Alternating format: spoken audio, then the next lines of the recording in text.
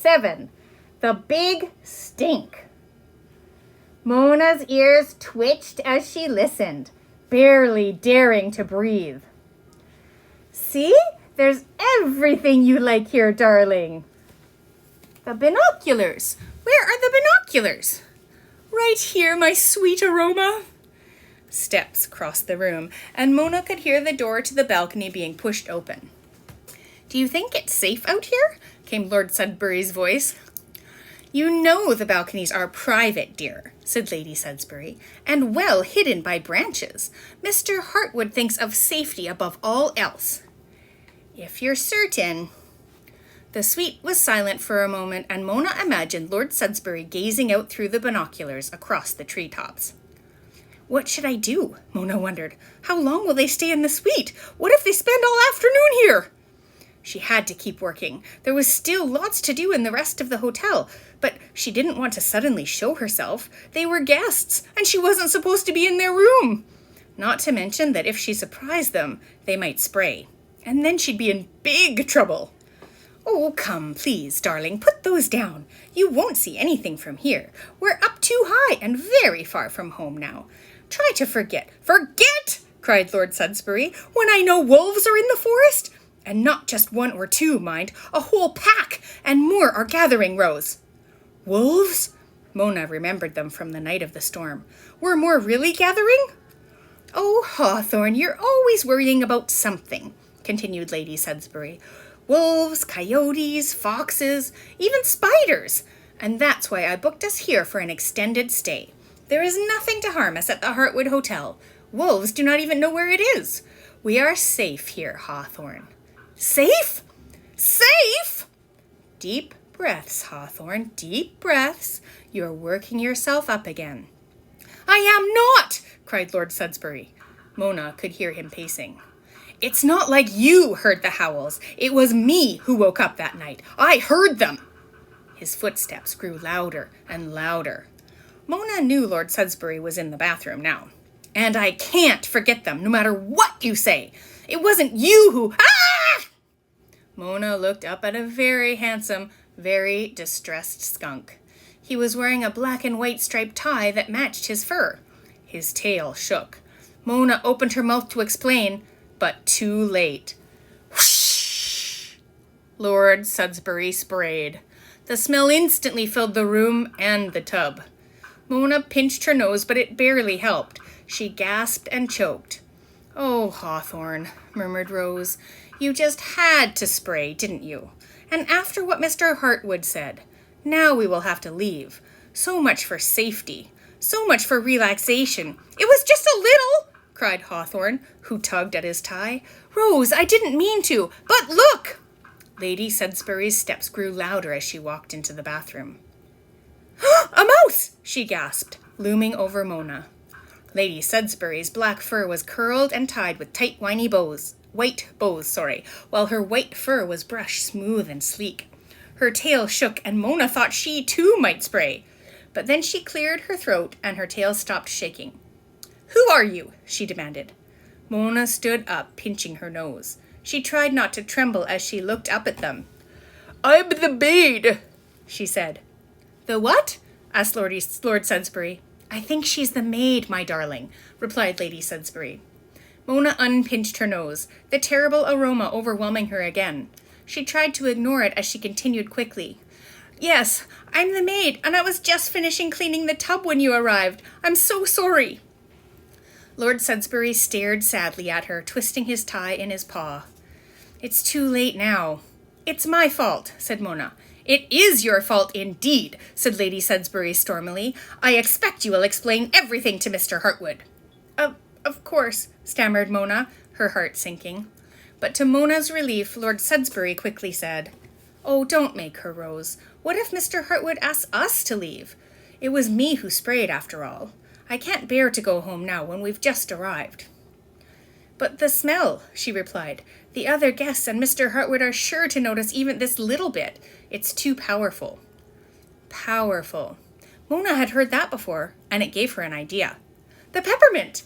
It was powerful smelling too, but sweet and fresh. And Mr. Higgins had said she could take some. I think I can help, said Mona. What do you mean? Asked Lord Sudbury. Just wait right here, she said as she climbed out of the tub. Open the balcony door and fan the air. I'll be right back. Before leaving the room, Mona rubbed herself all over with the sprig of peppermint from her pocket. It didn't get rid of the skunk smell completely, but it definitely disguised it. Then she hurried back to the garden for more. Mona's plan worked. She and the Sudburys crushed peppermint and stuffed it around the tub and under the bed, and even hugged sprigs all over the pine cone. And when they were done, the mint masked most of the skunk odor. Lord Sudbury was very grateful, and Lady Sudbury's glower softened. It smells a little like home, she said. And though it smelled nothing like a home Mona would want, she felt better.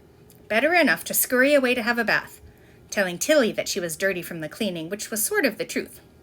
Well, you'll have to miss lunch then, said Tilly, sniffing at Mona suspiciously. Mona nodded and hurried to the washroom.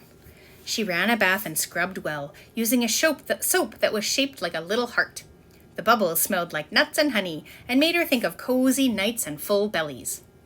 If she had a home, this was just the way she'd like it to smell. She sank into the warm water and, for a moment, felt as pampered as Lord and Lady Sudbury. Though, she thought, smiling to herself, much more relaxed. Chapter 8. Miss Sibel's Song. As the days passed, Mona got to know the hotel and its routines. Still, there was a lot to learn. She left her duster in a room once, and another time forgot to put out acorn cookies on a pillow. But soon enough, and with very little supervision, she was cleaning rooms all by herself. Mrs. Higgins was still too sick to spend much time with Mona, but now every morning Mona had a list of rooms pinned to the office door with one of the hedgehog's spines, which looked almost like Miss Prickle's quills. Once Mona made the mistake of calling the hedgehog Miss Prickles. Mrs. Higgins sternly reprimanded her, and Mona learned just how dissimilar the two were. Luckily, she was saved from further lecturing by a sneeze. She needs a good rest, said Tilly. How could you think she looks like Miss Prickles? Huh! There were no sneezes to save Mona from Tilly. Tilly, however, was strangely quiet and distracted when the squirrels, 15 from different parts of the forest, arrived. Their convention was certainly distracting. During their meetings in the ballroom, the squirrels were serious, but as soon as the meetings were over, they drank lots of malted honey, which led to flying squirrels soaring down the stairs, nut-cracking competitions, and, once, balcony jumping, which Mr. Heartwood was not pleased with. Mona and Tilly had to clean up the squirrels' messes. One time, Tilly even left her own duster in a room. When Mona rescued it, Tilly was actually nice and thanked her, but it didn't take Tilly long to return to her usual self. One night, Tilly asked Mona if she was ever going to unpack her suitcase. When Mona confessed that there was nothing inside, Tilly laughed and said, "Good! Then you won't have anything to pack up when you're let go." Mona tried to laugh too, though the words stung. She wished she could say something, but she wasn't quite sure what. She had never had to stand up for herself before. She'd always been on her own. Was Tilly alone too? Mona had never seen her write a letter, or receive one, though many of the other staff did. Miss Prickles had so many relatives she was constantly getting small deliveries, letters, and special herbs to cook with. Maggie and Maurice, the laundry rabbits, were in fact brother and sister. But Tilly never mentioned any family, and Mona was afraid to ask. Miss Prickles gave Mona her only clue. After a particularly tough day with Tilly, Mona was sitting in the kitchen having some licorice tea and seed cakes. She was reaching for her 5th seed cake when Miss Prickles chuckled. "Oh," said Mona, pulling back her paw. "I'm sorry. I didn't mean to eat so many. I didn't realize—" No, I take it as a compliment, dearie. But tell me, is something the matter?" "It's Tilly," Mona confessed. Miss Prickles sighed heavily. "What has she done now?" "Nothing, exactly. She's just so mean to me, all the time. Everyone else is nice. You, Mrs. Higgins, even if she's stern. Mr. Heartwood, but not her." Miss Prickles sighed again. "Don't judge her too harshly, dearie. She's had a tough time, that squirrel." "That's what Mr. Higgins said too. But what do you mean?" "It's not my tale to tell, nor Mr. Higgins's," said the porcupine. "But remember, everyone's heart has hurts. Some more than others." "Did a hurt allow you to hurt others, though?" Mona didn't think so. Still, she wondered exactly what hurts Tilly had. She couldn't imagine Tilly ever crying. Not like Sibel, the swallow who she had seen on the balcony. Sibel obviously had hurts. No one knew how she had injured her wing. She was very shy and rarely left her room. All Mona knew was that she was booked to stay here for the rest of the fall and the winter too. It was growing cold in the hotel now, and one morning Mona decided to ask Mrs. Higgins for a warm blanket for her bed. Mrs. Higgins was wrapped in a blanket herself at her desk. Tilly was pouring her some tea while they went over a schedule. "Of course, Mona, you may have a blanket. Of course," said the hedgehog, dabbing at her red nose with her handkerchief. "And bring one up to Miss Sibel on twig 44 while you're at it. She put in a request." "I can do that, ma'am," said Tilly quickly.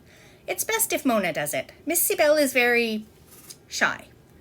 Tilly didn't look pleased, so Mona didn't stay to hear any more and hurried out to the laundry room. She found the softest blanket she could and carried it up to the swallow's room. She was about to knock when she heard a noise inside. Not just any noise, singing. Though she knew it wasn't polite, she pressed her ear against the door to listen. "Tweet, tweet, chitty dip, onward, southward, wing to wing, here we soar, here I sing. Onward, southward, home we go, where flowers bloom and warm winds blow." The tune drifted into a series of lovely tweet, tweet, tweet. Then it stopped. Mona waited and then knocked hesitantly on the door. A moment later, the swallow opened it a crack, just enough to poke her beak out. "Yes?" she said timidly. "I'm so sorry to disturb you," said Mona, "but I've brought the blanket." "The blanket?" Mona held it up. "You requested it?" The bird nodded. "Oh, yes," she said. She was about to take it in her beak when Mona added, "I heard you singing. It was beautiful." "Oh?" "It was better than the blue bow warblers," continued Mona enthusiastically. Sibel gave a tiny chirping laugh and then, after a pause, said, "My flock liked my voice too. I always led the migration melodies." "Was that what you were singing, a migration melody?" "Part of one." "Oh," said Mona, wondering what the rest of it was like. As though the bird had read her mind, she quietly added, "If you would like, I could sing the rest of it for you." Mona knew the rules. She wasn't supposed to talk to guests, much less be entertained by them. But the swallow opened the door, and Mona couldn't help it. She stepped inside. She hadn't been in Sibel's room before. Usually Tilly cleaned it when Sibel visited the stargazing balcony. Unlike the other bird rooms on the twig floor, which had bird baths built into their balconies and many roosting pegs stuck into the walls, this room was bare and small. It didn't really seem like a bird room at all, except that instead of a bed, there was a nest of twigs, moss, and blankets built up in one corner of the room. There was a single peg on the wall, which looked more like a coat hook than a roosting peg. Below it was carved something that made Mona's eyes go wide.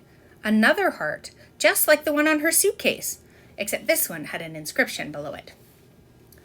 "Heartwood Hotel, home for all, forever thanks, M&T." "It is so nice of Mr. Heartwood to let me stay here," Sibel explained, "considering how few fernwood farthings I have. Supposedly he's let other guests who are in need stay here before." "Mr. Heartwood is really kind," agreed Mona, as she added the blanket to the nest, wondering who the other guests could be. Sibel took her place on the roosting peg, so Mona sat down on the moss rug to listen to the swallow sing. The rest of the song was as wonderful as the first part she'd heard, and when it was done, Mona clapped and Sibel glowed. "Would you like to hear some others?" asked the swallow. "Please," replied Mona. And so Sibel began another, about the sea, and when it was finished, another about the moon. "That's one of my favorites," Sibel said shyly when she was finished, adjusting her wing in its sling. She looked out at the sky.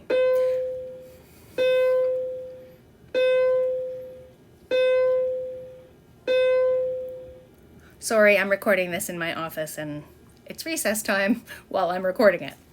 Okay. She looked out at the sky. "At night, I gaze at the moon and think of my flock. I wish I could be with them." "What happened?" asked Mona quietly. "It was the storm, on the day of the Acorn Festival. A gust of wind took me by surprise and knocked me into a branch, and I sprained my wing. I can't fly south with a sprained wing, so I came here. I'd heard about the Heartwood and knew it was a safe place to stay. I hoped my wing would heal quickly, but it hasn't, and now I know I must stay until the spring, though I have barely enough farthings even for this room, especially if it's a long winter. But worse, although the hotel is so comfortable and I'm treated well, it's not the same as being with my friends. It's lonely. I'm lonely." Mona nodded and added thoughtfully, "I guess I've never really had many friends." "Oh," said Sibel, looking surprised. "But you are so kind and friendly. I thought you must have lots of friends." Mona shook her head. I've never stayed anywhere long enough. What about here? Said Sibel. I'm new, said Mona. I arrived the same day as you. But I do like it here, very much. As the words left her mouth, Mona realized it was true, despite her troubles with Tilly. I like it too, even if I miss my friends. In fact, I've even started to make up a song about the hotel. Would you like to hear it? It's not quite finished, though. Mona knew she should leave, but how could she resist a song about the Heartwood? She nodded eagerly. Sibel had just begun. Heartwood Hotel, where feathered and furred together can dwell, when, the door, which they hadn't fully closed, swung open to reveal none other than Mr. Heartwood himself, ducking down to peer into the tiny room. Behind him, Mona could just see Tilly's whiskery face. I knew it, sir, said Tilly impatiently. I knew she was in here. Mona's heart began to pound. Tilly had told her not to speak with the guests. It was a rule, and she hadn't just been talking with Sibel. She'd been sharing secrets and listening to the swallows singing. But Mr. Heartwood didn't look the least bit upset. See, I do. But here, that too, replied the badger, who was too big to enter the room, but remained grinning in the doorway with Tilly trapped behind him. Miss Sibel, would you be so kind as to finish your song? I don't know. Please, encouraged Mr. Heartwood. Sibel paused, then nodded and cleared her throat. Heartwood Hotel, where feathered and furred together can dwell, where rest can be had from troubles and fears, where wings can repair and joy reappears. It was a happy, warm song of seed cakes and soufflés, bubbly baths and staircases that led up to the stars. It made Mona want to dance. When Sibel was done, not only was Mona clapping, but Mr. Heartwood was too. Even Tilly reluctantly joined in. Brava! Said Mr. Heartwood. Very well sung, Miss Sibel. I'm so sorry to disturb you, but we were looking for our maid. He gestured to Mona, and we found her again. And found something else, too. A voice. Yes, what a voice! Miss Sibel, I know this is a trying time for you, but I must ask, will you share your voice with our guests? Sibel gave a small peep, but Mona whispered, Oh, everyone would love it, and perhaps it would make your stay less lonely. Sibel paused. Then she slowly nodded. I guess. One song. You've been so generous to me, Mr. Heartwood. It is the least I can do. Of course. And if that goes well and you do choose to keep singing, it would be my honor to waive your room fee in exchange and upgrade you to a proper bird room as well. Really? Are you sure? Stammered Sibel, hopping off the peg in excitement. Sure as my fur. Mr. Heartwood grinned again, his eyes catching sight of the heart just below the peg. He tugged his whiskers as he glanced at Mona, and then back at the heart. I wonder. He gave his whiskers a twirl, then cleared his throat. Well, nothing's wrong that ends in song. Miss Tilly had me worried about you, Miss Mona, but no need. Keep up the good work. Thank you, said Mona. She couldn't help but smile. Humph, said Tilly, but only under her breath. To Mr. Heartwood, she said, I'm glad everything turned out, sir. Then they all left Sibel's room to return to work. Mona was the last, and when she waved goodbye, she saw that instead of a tear in the swallow's eye, there was a twinkle.